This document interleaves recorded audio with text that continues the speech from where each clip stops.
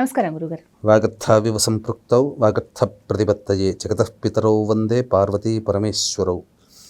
ఆదిత్యాయ చ సోమాయ మంగళాయ బుధాయ చ గురుశుక్రశనిభ్యశ్చరాహవే కేతవే నమః. శృంగేరి జగద్గురు పీఠాధిపతులకి, కంచి పీఠాధిపతులకి నమస్కారములు తెలియజేసుకుంటూ కార్యక్రమాన్ని ప్రారంభిద్దాం. గురుగారు, భోగి పండుగ విశిష్టత ఏంటి? భోగి రోజున చేయవలసినవి ఏంటి, చేయకూడనివి ఏంటి? ఒకసారి ప్రేక్షకులకు వివరిస్తారా? తప్పకుండానమ్మా. మనకు భోగ భాగ్యాలను అందించేటువంటిది భోగి. భోగి తదనంతరం వచ్చేటువంటిది సంక్రాంతి.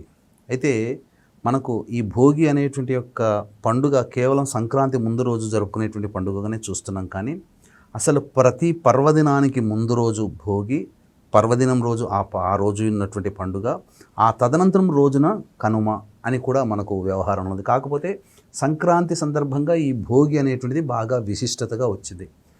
ఈ యొక్క భోగి రోజునే మనకు ఏకాదశి కూడా రావడం. అయితే వాస్తవానికి సంబంధించి ఇప్పుడు చూసుకున్నట్లయితే 14వ తారీఖు సంక్రాంతి, 15వ తారీఖు అనేటువంటి మీమాంస కూడా వచ్చింది. మనకు దీన్ని విశదీకరించవలసినటువంటిది ప్రధానంగా పంచాంగ కర్తలు. అయితే అనేక పంచాంగాల ప్రకారం చూసుకున్నట్లయితే ప్రధానంగా మధ్యరాత్రి మకర సంక్రాంతి పుణ్యకాలం ప్రవేశిస్తుంది 14వ తారీఖు రాత్రి. కాబట్టి 15వ తారీఖు రోజున సంక్రాంతి జరుపుకోవడం మనకు ఎక్కువగా పంచాంగకర్తలు రూఢీకరించినటువంటిది.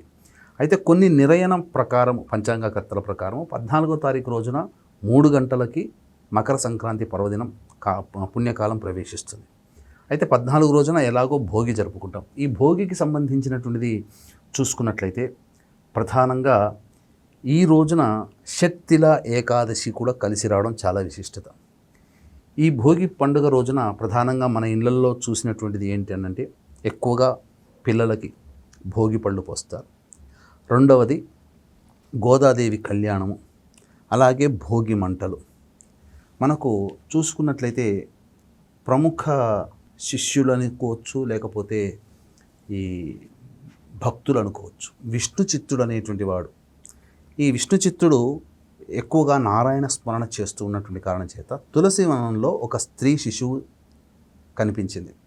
ఆమెను అల్లారు ముద్దుగా పెంచుకున్నాడు. గోదా అనేటువంటి పేరు పెట్టుకోవడం. ఆమె పెరిగి పెద్దయిన తర్వాత ఆమెకి వివాహం చేయాలని సంబంధాలు వెతుకుతుంటే నేను విష్ణువుని తప్ప ఇంకెవరిని నేను వివాహం చేసుకోనని పట్టుకోవడం.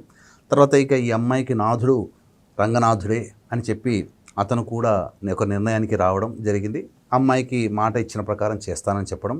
తదనంతరం ఆమె భక్తి పారవశ్యం చేత రవి ధనుస్సు రాశిలో ప్రవేశం చేసిన దారభ్యత ప్రతిరోజు కూడా ఒక పాశురం, అంటే మన మాటల్లో చెప్పుకోవాలంటే ఒక సీస పద్యము లాంటిది.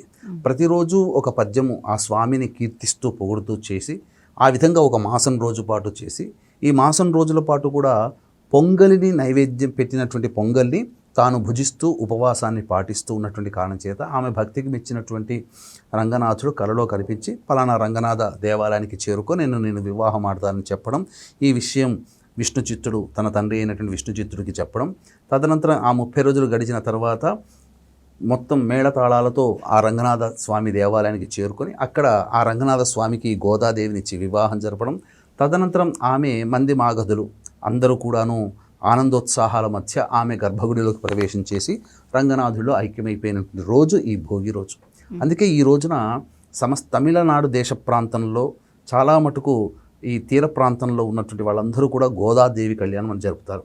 కాబట్టి వీక్షించేటువంటి జై హిందూ ప్రేక్షకులు కూడా గమనించాల్సింది, ఈ రోజున వివాహం కాని అబ్బాయిలు అమ్మాయిలు ఎవరైనా ఉన్నా, లేదా అనుకూలమైనటువంటి దాంపత్యం భర్తని భార్య ఏలుకోవాలన్నా, భార్యని భర్త ఏలుకోవాలన్నా ఈ రోజున గోదాదేవి కళ్యాణం లేదా లక్ష్మీనారాయణ కళ్యాణం కనుక జరిపించినట్లయితే మీరు ఎదుర్కొనేటువంటి వివాహ సమస్యలు, దాంపత్య సమస్యలన్నీ కూడా తొలగిపోతాయని చెప్పవచ్చు. మన పీఠం ఆధ్వర్యంలో ఈ సంక్రాంతి పర్వదినం సందర్భంగా 15వ తారీఖు రోజున ఉదయం 8 గంటలకి మీ తండ్రి వైపు 3 తరాలు, తల్లి వైపు 3 తరాల్లో మరణించిన వారి ఆత్మతృప్తి కోసం పిండ ప్రదాన కార్యక్రమం, తర్పణాది కార్యక్రమాలు చేయించడం జరుగుతుంది. అవకాశం ఉన్న వాళ్ళు కనిపిస్తున్నటువంటి స్క్రీన్పై కనిపిస్తున్న నెంబర్కి కాంటాక్ట్ చేసి మీ గోత్రనామాదులు నమోదు చేసుకోవచ్చు.